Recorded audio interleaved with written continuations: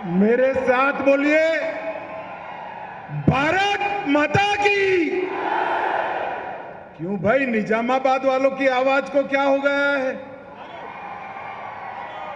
मोदी जी दिल्ली में है, उनके तक आवाज जानी चाहिए। दोनों हाथ उठाइए, तेलंगाना में सरकार बनाने के निश्चय की मुट्ठी भींचिए और प्रचंड आवाज से बोलिए, भारत माता की जय श्री राम, जय जय श्री राम। मंच पर उपस्थित मेरे साथी मंत्री और तेलंगाना भाजपा अध्यक्ष श्रीमान किशन रेड्डी जी, मेरे साथी मंत्री पूर्व अध्यक्ष श्री बंडी संजय कुमार जी, मेरे मित्र और संसद सदस्य श्रीमान एटेला राजेंद्र जी, जो हल्दी बोर्ड के पीछे पड़ गए थे और निजामाबाद में हल्दी बोर्ड लाने में जिनका बड़ा योगदान है, ऐसे हमारे सांसद अरविंद धर्मपुरी जी, श्री के लक्ष्मण हमारे सांसद जी, अब जोर से ताली बना जा। राष्ट्रीय हल्दी बोर्ड के पहले अध्यक्ष पल्ले गंगा रेड्डी जी, श्री ए महेश्वर रेड्डी जी, श्री पैडी राकेश रेड्डी जी, श्री दंपल सूर्यनारायण राव जी, श्री दिनेश कुलाचारी जी, और आज निजामाबाद की ये वीर भूमि पर आए हुए प्यारे भाइयों, बहनों, माताओं और मेरे जिगर के टुकड़े जैसे युवा मित्रों, आप सभी को नमस्कार। भाइयों बहनों, सबसे पहले तो मैं देश भर के, निजामाबाद के और पूरे तेलंगाना के हल्दी के किसानों को बहुत बहुत बधाई देना चाहता हूं, क्योंकि आज हमारे नेता और प्रधानमंत्री नरेंद्र मोदी जी ने 2023 के चुनाव में जो वादा किया था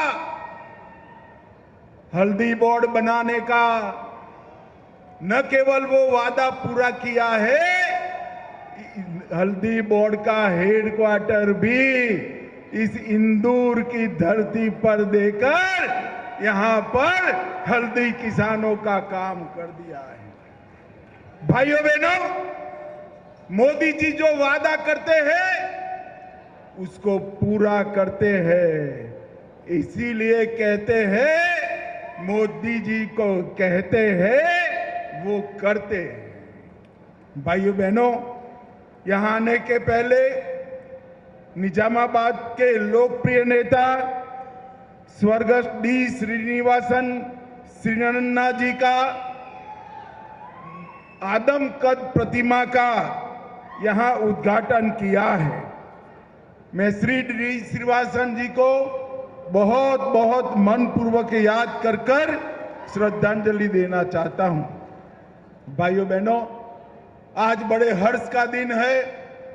मोदी जी ने देश भर के हल्दी किसानों की 40 साल 4 दशक पुरानी मांग को आज पूरा कर दिया और हल्दी बोर्ड को चालू कर दिया है। हमारे सांसद अरविंद धर्मपुरी, किशन रेड्डी, इटेला राजेंद्र जी और मेरे साथी बंडी संजय कुमार जी का बड़ा योगदान है ये हल्दी बोर्ड के लाने के लिए। आज मैं निजामाबाद की इस किसान सम्मेलन को कहना चाहता हूं, एक बार दोनों हाथ खड़ा कर मोदी जी के समर्थन में अपने स्थान पर खड़ा होकर जोर से ताली बजाकर धन्यवाद करिए हल्दी बोर्ड के लिए। मोदी जी ने वादा जो किया था वो वादे को पूरा किया बैठे बैठे, और इससे हमारे निजामाबाद की, तेलंगाना की, भारत की हल्दी आने वाले दिनों में विश्व के बाजार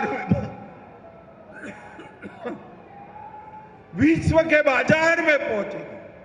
और भाइयों बहनों, हल्दी के दाम आज जो कई बार गिर जाते हैं, एक दिन ऐसा आएगा कि हल्दी के दाम कभी नहीं गिरेंगे, कभी नहीं गिरेंगे। ये हल्दी की औषधीय विशेषताओं को हल्दी बोर्ड देश भर में, दुनिया भर में प्रस्थापित करेगा। निजामाबाद हल्दी के व्यापार का वैश्विक केंद्र बनेगा। एफपीओ को ताकत मिलेगी, किसानों को ताकत मिलेगी, और इसके साथ साथ भारत सरकार ने 2 कोऑपरेटिव बनाए हैं, भारत एक्सपोर्ट कोऑपरेटिव लिमिटेड और भारत ऑर्गेनिक। ये दोनों का ब्रांच यहां पर हम निजामाबाद में खोलने का भी निर्णय कर चुके हैं।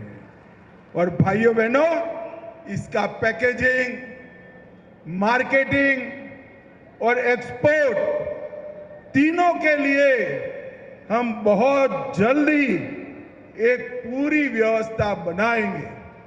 और ऑर्गेनिक किसान जो हल्दी का उत्पादन करते हैं, इसको अमेरिका, यूरोपियन संघ, कनाडा, यूके, वियतनाम, स्विट्जरलैंड और ऑस्ट्रेलिया जो ऑर्गेनिक हल्दी की खपत करते हैं, वहां तक पहुंचाने का काम भी हम करेंगे। भाइयों बहनों, मैं यहां आया हूं तब मैं ऑपरेशन सिंदूर की भी बात करना चाहता हूं।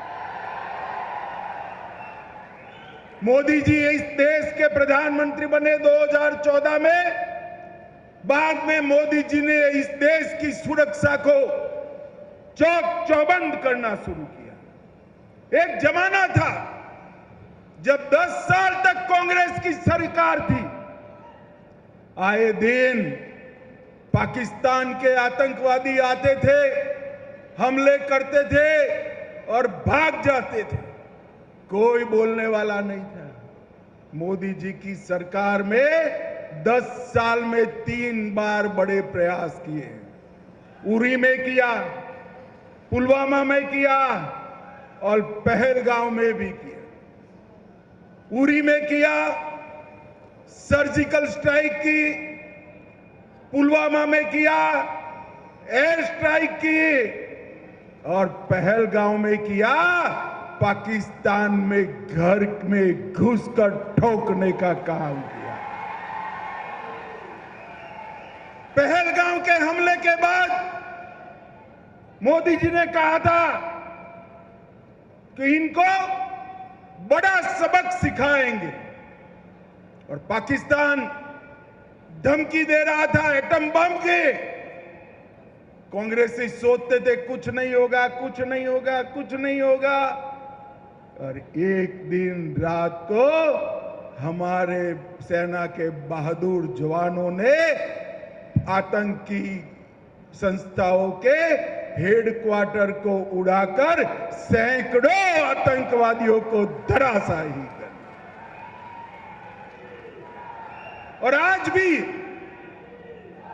राहुल गांधी कुछ न कुछ सवाल खड़े कर रहे हैं। अरे राहुल बाबा, क्या साबिती मांग रहे हो? ये पाकिस्तान वालों के हुलिया देखो तो मालूम पड़ जाएगा।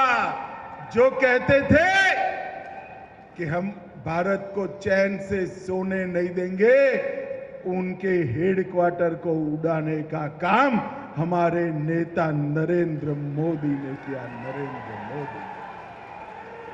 और भाइयों बहनों, सिर्फ ऑपरेशन सिंदूर नहीं, मोदी जी ने इस देश को सुरक्षित किया।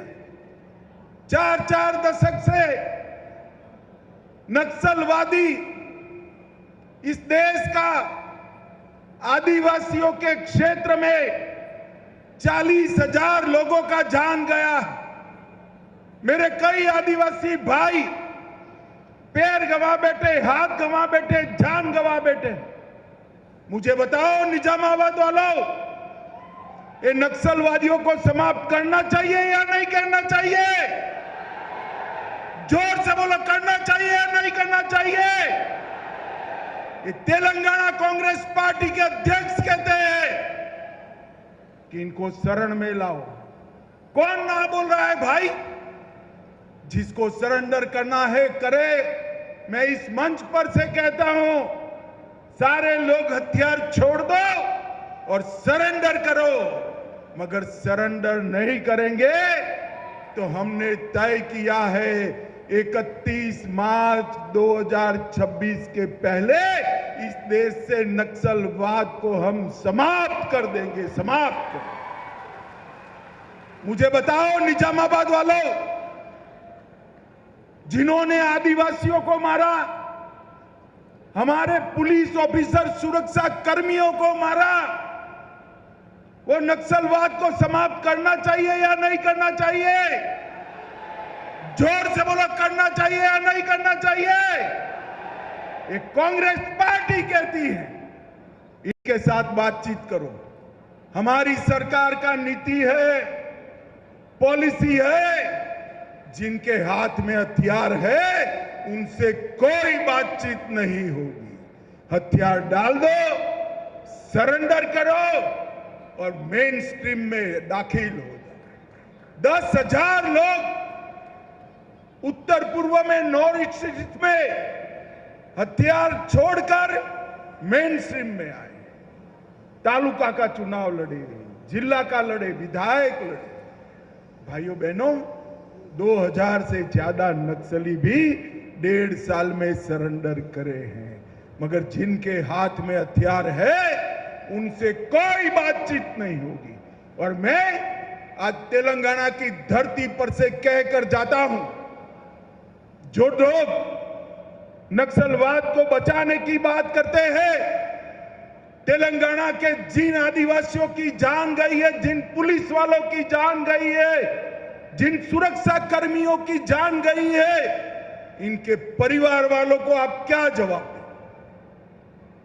इतने सालों तक आदिवासी क्षेत्र में आपने विकास को रोक कर रखा है, इसका क्या जवाब दें? भाइयों बहनों, एक कांग्रेस पार्टी, मुझे तो डर है कि देश भर से भागे हुए नक्सलियों को यहां पर पनाह न दे, तेलंगाना में पनाह न दे। मगर आप चिंता मत करना, केंद्र में नरेंद्र मोदी सरकार है, नरेंद्र मोदी सरकार। हमें 31/3/26 तक इस देश के नक्सलवाद को समाप्त कर देंगे। भाइयों बहनों, बारिश आने वाली है, मुझे लंबा नहीं बोलना है, मगर तेलंगाना वालों के विडंबना पर मैं जरूर बात करना चाहता हूं। यहां टीआरएस की सरकार थी, बड़ा करप्शन किया या नहीं किया? भाई बताओ तो जरा। अरे जोर से बोलो, किया है नहीं किया? और जोर से बोलो, किया है या नहीं किया? और जोर से बोलो, किया है या नहीं किया? धारानी, कालेश्वरम, टीएसपीएससी, सिंगरेनी भर्तिया, ईएएम, सीईटी की परीक्षाएं, ये सारा करप्शन किया था ना? अब तेलंगाना की जनता रेवंत रेड्डी गारू को लाई, एक में भी केस किया है क्या? अरे बोलो भाई, किया है क्या? ये तेलंगाना पहले चंद्रशेखर राव जी के परिवार का एटीएम था, अब कांग्रेस दिल्ली का एटीएम बन गया। कोई फर्क नहीं पड़ा है। आज भी भ्रष्टाचार टीआरएस के शासन की तरह ही हो रहा है। आज भी नक्सलियों को बचाने की बात हो रही है। आज भी मोदी जी की योजनाओं को नीचे लागू नहीं होने दे रहे हैं। भाइयों बहनों, मैं कहने आया हूं, एक बार किसान, दलित, आदिवासी, महिला और युवा का भला चाहते हैं, मेरे पिछड़े वर्ग का, ओबीसी का भला चाहते हैं, तो वो भला केवल मोदी जी की डबल इंजन सरकार ही कर सकती है और कोई भला नहीं कर सकता है। हम तो भ्रष्टाचार के कारण तेलंगाना की जनता ने टीआरएस को निकाला, बीआरएस को निकाला और उनके भी भ्रष्टाचार ज्यादा करने वाले, भ्रष्टाचार में उनके बाप जैसी कांग्रेस पार्टी आ गई। तेलंगाना वहीं का वहीं रह गया। भाइयों बहनों, तेलंगाना के चहुमुखी विकास के लिए यहां कांग्रेस पार्टी की सरकार भी नहीं चलेगी, टीआरएस की भी सरकार नहीं चलेगी। केवल और केवल नरेंद्र मोदी जी के नेतृत्व में भारतीय जनता पार्टी की सरकार कर सकती है। आज यहां पर मोदी जी ने किसानों को कहा हुआ एक और वादा पूरा हुआ है। मोदी जी ने किसानों के भले के लिए ढेर सारे काम किए हैं। बजट में 1 लाख करोड़ की बढ़ोतरी की।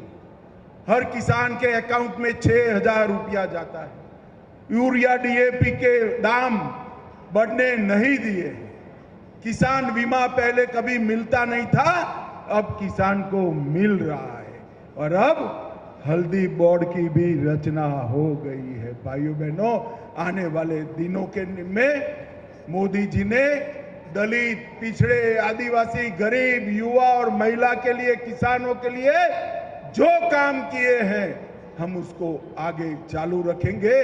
और मैं रेवंत रेड्डी को कहकर जाता हूं, भाई रेवंत रेड्डी जी, आपको जनता ने पावर दी है, हमारे तेलंगाना को नक्सलियों का अड्डा मत बनने देना, मत बनने देना।